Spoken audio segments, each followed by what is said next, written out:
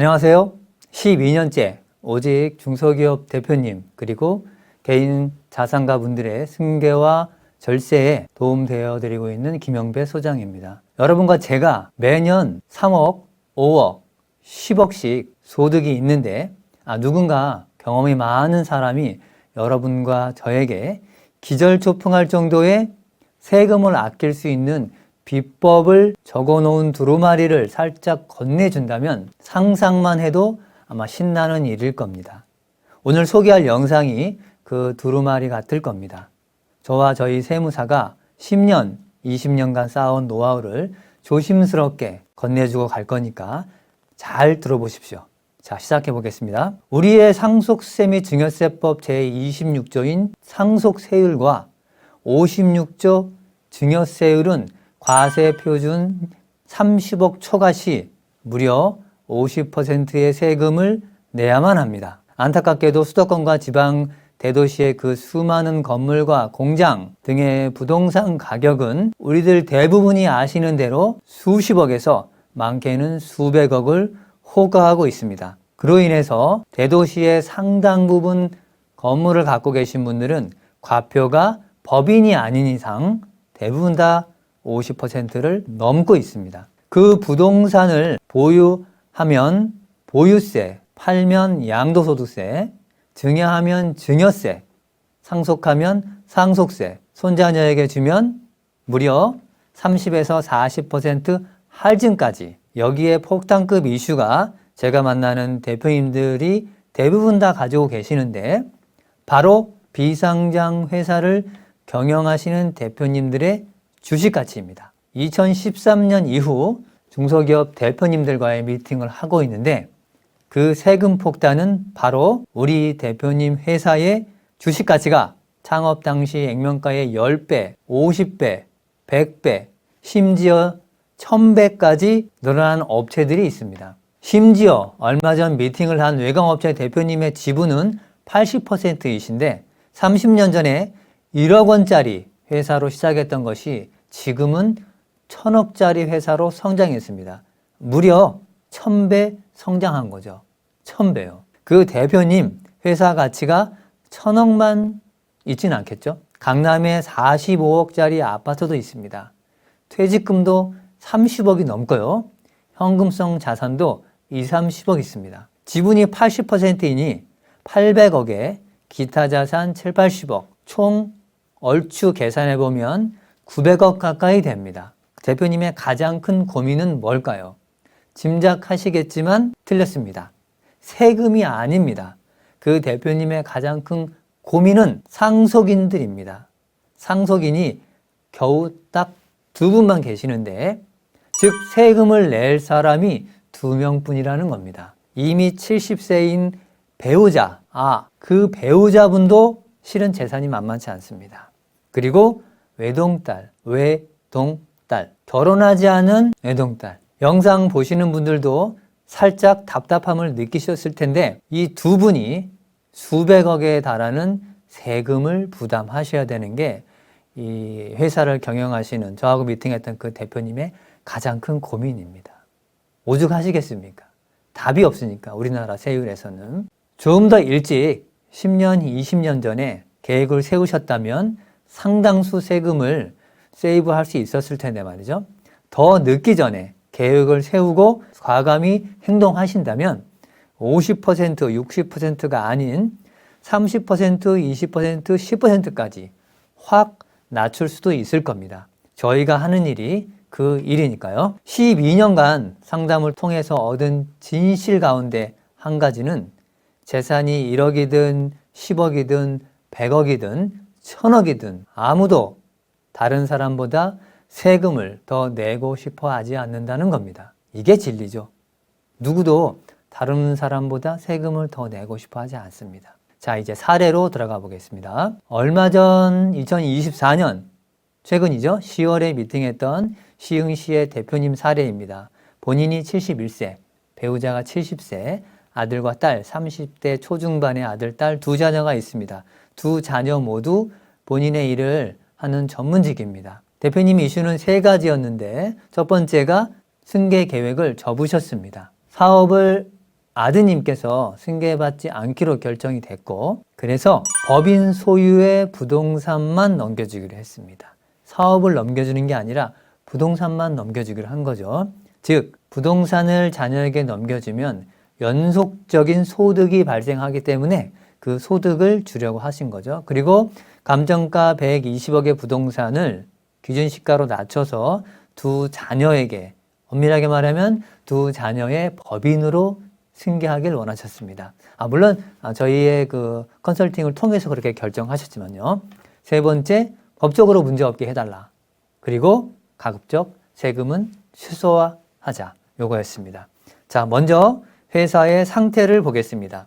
지금 자료를 보고 계시겠지만 주주는 4명으로 되어 있습니다. 모두 다 가족입니다. 이미 몇 년 전에 증여세 내고 주가가 낮을 때 두 자녀하고 배우자분에게 65%로 옮겼습니다. 이때 정말 잘하신 거죠? 그리고 재무제표상 85억의 부동산을 보유 중입니다. 순자산 104억에 81.87%인 85억이 부동산이어서 제가 미팅했던 우리 법인은 상속세 및 증여세법 시행령 제54조 4항에 해당이 되어서 부동산 법인입니다. 즉 손익가치와 이익은 아무런 무관하게 순자산의 100%가 주식가치입니다. 법문항을 찾아서 꼭 한번 찾아보시기 바랍니다. 요약을 하면 법인의 자산 중 부동산이 80%가 넘으면 순자산 100% 주식가치가 됩니다. 액면가 5,000원 대비 무려 55배인 주당 27만 5,950원인 시가총액 55억 2천만 원짜리가 되어 있습니다. 85억에서 부채를 빼고 요게 우리 법인의 순자산이 된 겁니다. 이게 이제 주식가치가 된 거죠. 잉여금을 처분한 거와 상관없이 부동산을 처분하거나 부동산 비율을 낮추지 않으면 시가총액은 빠지지 않게 되므로 이 기회에 부동산을 자녀들에게 증여하기로 한 거죠. 부동산을 제외하면 주가 조정은 충분히 가능합니다. 그 이슈는 추후 다시 한번 다루도록 하겠습니다. 자, 그럼 부동산을 볼까요? 자료를 보시는 것처럼 이 부동산은 대표님께서 사업을 시작하실 때 2013년 50억 8천만 원에 길거리에 있는 대로변 바리 옆에 있는 걸 매입했습니다. 2024년 말 기준 공시지가를 봤더니 평당 387만 원이고 1300평 공장입니다. 탁감을 2군데 받았는데 감정가가 2군데 다 120억 정도 나왔습니다. 무려 부채 빼고 매입가 빼고 70억의 차익이 생긴 겁니다. 만약 부동산을 양도하면 법인세로 70억에 20.9% 14억을 내고 부동산에 있는 부채 35억을 빼고 법인에 무려 74억의 이익금이 남습니다. 이걸 다시 4명의 주주분들이 엑시트한다고 했을 때 안타깝게도 50%씩 세금을 냅니다. 그리고 우리에게 특히 대표님들에게 주주분들에게 아주 예민한 간접세금, 건강보험이 엄청 스트레스입니다. 다음해 10월부터 1년간 이 4분은 평균 각각 5천만 원에서 4천만 원씩 별도로 종합소득세 신고한 다음에 건강보험을 내야 됩니다. 거의 한 1억 8천 정도를 건강보험으로 냅니다. 1년 동안. 승계 계획이 없으셔서 법인 부동산 양도 후 법인은 월세를 내고 주주분들은 남은 돈 74억을 가져갈 계획이었는데 저희를 만난 거죠. 자, 법인세는 어쩔 수 없다 하더라도 내야 할 세금이 소득세와 건강보험 합 50%를 초과합니다. 영상 보시는 분들도 깜짝 놀라실 겁니다. 74억을 주주 4분이 지분대로 대표님이 35%인 26억, 아드님이 37.5%인 27억 7천, 따님이 17.5%인 13억 원, 배우자분이 10%인데 7억 4천만 원을 엑시트한다면 대표님과 두 자녀분은 소득세율이 50% 구간이고요. 기존의 소득과 합산됩니다. 더 늘어나겠죠? 이 자체로도 50%인데 배우자분만 42% 구간입니다. 소득세법 55조가 우리들의 소득세율을 나타내고 있는데 5억에서 10억 구간이 42%, 2019년에 최종적으로 바뀐 10억 초과가 무려 50%입니다. 대부분 이것만 알고 있는데 여기에 우리가 살고 있는 지방, 구청, 시에 또 10% 부가세를 냅니다. 그리고 건강보험을 개인일 경우에는 9%, 법인일 경우에는 한 절반 정도, 한 4, 5%또 법인 건강보험을 내겠죠. 혹시 이 법인이, 이 회사가 여러분들의 회사라고 치면 법인 잉여금 74억을 가족이 지분대로 가져온다면 35억 세금 내고 싶으실까요? 법인에 있는 74억의 현금은 엄밀히 보면 가짜 돈입니다. 그 돈이 세금 35억 내고 주주 각각의 계좌에 꽂힐 때 50% 세금 내고 남은 돈 그 꽂힐 때 그때서야 비로소 진짜 내 돈이 되는 거죠. 법인에 100억이 있든 200억이 있든 엄밀하게 보면 그 돈은 내 돈이 아니죠. 주주 돈도 아니고 대표님 돈도 아닙니다. 세금 다 내고 진짜 내 주머니에 있는 돈이 내 돈이고 우리 돈인 거죠. 자, 컨설팅을 진행하기로 결정하시고 대표님이 하셨던 말씀, 법인 돈 이거 벌어서 다 반은 나라 돈이네, 이렇게 말씀하시더라고요. 맞죠? 내 통장에 있는 돈만이 진짜 내 돈이란 걸 사업을 35년 정도 하시고 대표님도 이제 아시게 된 거죠. 그럼 이제부터 74억 중 35억의 세금을 안 내는 방법, 물론 법인세는 냅니다. 자녀 법인도. 그것도 줄이는 방법이 2023년 1월 1일 세법 개정이 됐습니다. 안내 나옵니다. 그와 더불어서 120억 부동산을 두 자녀 증여세 없이 승계하는 엄청난 플랜을 살짝 요약해 보겠습니다. 120억 공장을 가족에게 넘길 때 우선 첫 번째로 토지와 건물을 나눕니다. 건물만 먼저 처분을 하고 그리고 토지는 나중에 합니다. 건물만 먼저 자녀들에게 줄 수 있다면 자녀들은 임대소득이 1년에 무려 1억 이상 발생합니다. 그런데 자녀들에게 줄 수 없다는 것은 들으시면서 아실 거기 때문에 저희들이 첫 번째 한 일은 두 자녀 지분을 5대5로 해서 2024년 10월에 가족법인을 설립했습니다. 그리고 나서 토지를 자녀법인에 넘기는 플랜입니다. 이게 가능해라고 얼른 이제 막 생각을 하실 텐데 우리들이 보는 많은 공장이나 건물들 중에 건물과 토지가 주인이 다른 경우가 상당히 많이 있습니다. 건물은 아버지, 남편분, 토지는 배우자분, 혹은 큰아들, 작은아들 이렇게 나눠져 있는 경우가 상당히 많습니다. 그런데 언뜻 생각을 해보면 임대소득은 토지주가 가져가는 게 아니라 건물주가 가져가겠죠. 임차인들은 건물을 쓰는 것이지 토지를 쓰는 게 아니니까. 하지만 상속세법상 규정이 있는데 한 7대3이나 8대2로 적은 게 토지 소유주의 지분입니다.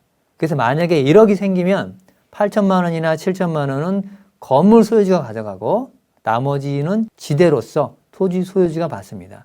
대부분 제가 컨설팅을 할 때는 토지 소유를 부모님으로 놔둡니다. 건물을 먼저 바꾸죠.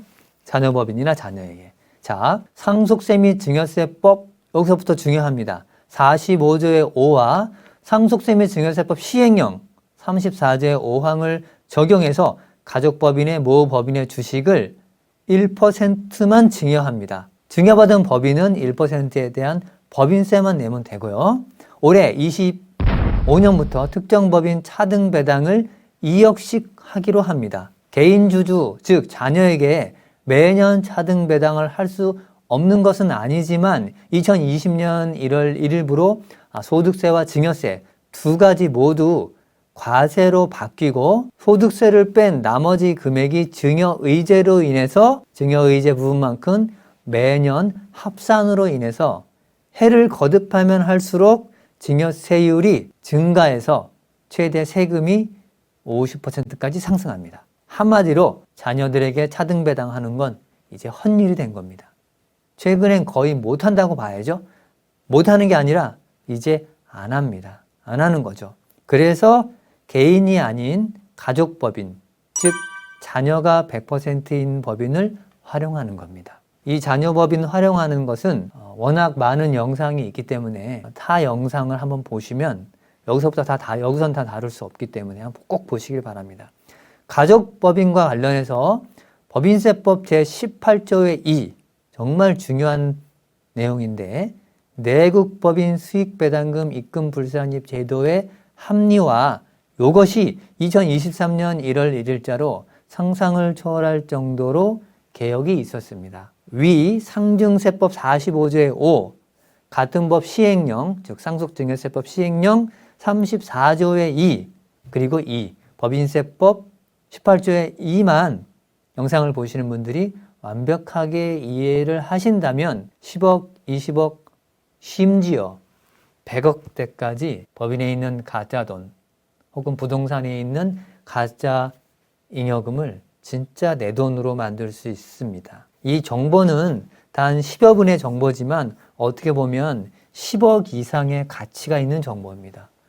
꼭 메모를 해 놓으셨다가 찾아보셔서 숙독하시고 본인 걸로 만드시기 바랍니다. 이 사례의 자녀 법인은 올해 25년이죠.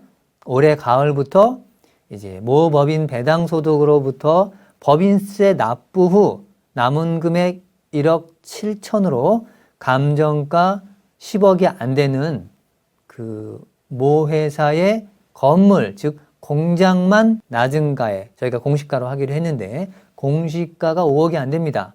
5억 정도로 싸게 매입합니다. 자녀법인은 바로 다음 달부터 모 법인으로부터 1,000만 원 이상의 임대료 수입이 발생하게 됩니다. 여기서 자녀법인 배당 소득이 1억 7천이 궁금하실 텐데 제가 금방 말씀드린 법인세법 18조의 2와 상증세법 시행령 34조의 2를 이해해야 하는데 이거 설명이 또 30분입니다. 별도 찾아서 읽어보시고 도대체 이해가 안 되시면 문의 주시기 바랍니다. 따로 알려드릴 수 있는 기회를 만들어 보겠습니다. 이때 자녀법인은 이제 매년 두 가지 수입이 생깁니다. 1억 2천 정도의 임대료 수입과 모 법인으로부터 받은 1억 7천의 차등배당입니다. 자녀법인이 우선적으로 할 일은 모 법인의 주식을 20%까지 사오는 것과 모 법인과 부모님으로부터 현금 차입을 받는 겁니다. 그리고 그걸로 법인 소유 토지 120억 상당의 부동산을 양수도 해오는 겁니다. 시간은 한 7, 8년 정도 보고 있습니다. 25년 올해 자녀법인의 현금 자산 10억 정도가 목표인데 충분히 가능하고 세무적으로도 문제 없음을 저희 세무사하고 검토하고 검토 후에 진행을 하고 있습니다. 물론 이 회사는 외감이어서 외감의 그 회계사분하고도 이미 다 얘기가 되고 검토가 끝낸 사항입니다. 그리고 모법인 주식 20%를 왜 사오는지 금방 궁금하셨을 텐데 요것 또한 법령 법인세법 18조의 1을 눈으로만 살짝 보셔도 아시게 될 겁니다. 한번 꼭 찾아보십시오. 120억 상당의 법인 부동산을 자녀 법인에 승계하는데 거의 7, 80% 세금을 절세하고 엄밀하게 따지면 한 90% 정도 절세합니다. 당장은. 나중에 세금이 이연되긴 하지만 대표님이나 대표님 자녀들이 그 수십억 세금을 낼 필요가 없거든요.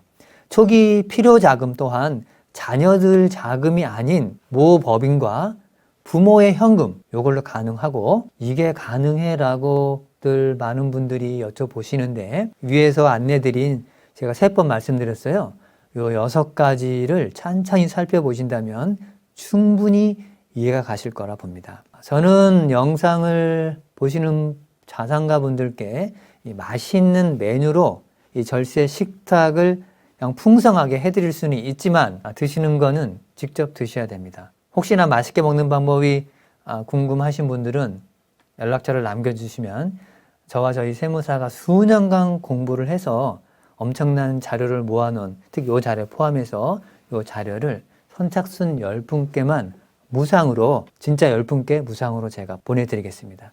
늦지 않게 저희 쪽에 연락을 남겨주시면 보내드리도록 하겠습니다. 제 영상 보시고 자료 신청하셨다고 하시면 됩니다.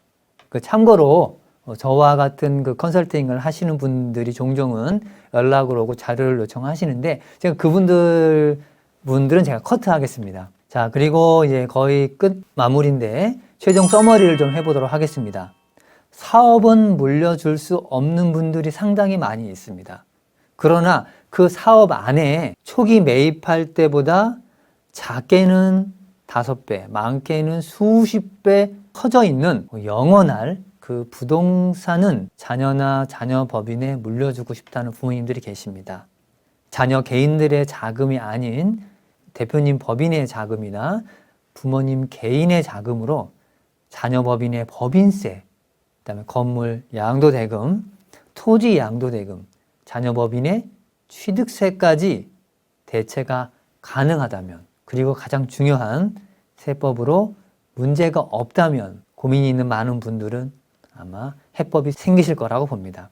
중소기업 대표님들의 가업승계 혹은 잉여금 엑시트, 개인 사업자분들, 그리고 고소득 개인 임대사업자분들의 가장 핫한 이슈는 뭐니 해도 세금이라고 봅니다. 내지 않겠다는 것이 아니라 다른 사람보다 세금을 더 내고 싶지 않다는 그것은 망고의 진리라고 생각합니다. 탈세가 아닌 꼭꼭 숨겨져 있는 세법을 잘 찾아서 각각 개인별 사연에 맞게 마치 이 복잡하게 얽힌 이 큐브, 이 안에 보면 저희가 하는 일들이 다 적혀 있는데 이 복잡하게 얽힌 큐브를 이렇게 바꿔드리는 겁니다. 깨끗하게 맞춰서 절세 포인트를 찾아서 각각에게 맞춰드리는 그 일을 저와 저희 세무사가 13년, 15년, 20년째 하고 있습니다. 그리고 이 일은 대표님들 뿐만 아니라 사장님들 뿐만 아니라 저와 이 영상을 보시는 대표님들 그리고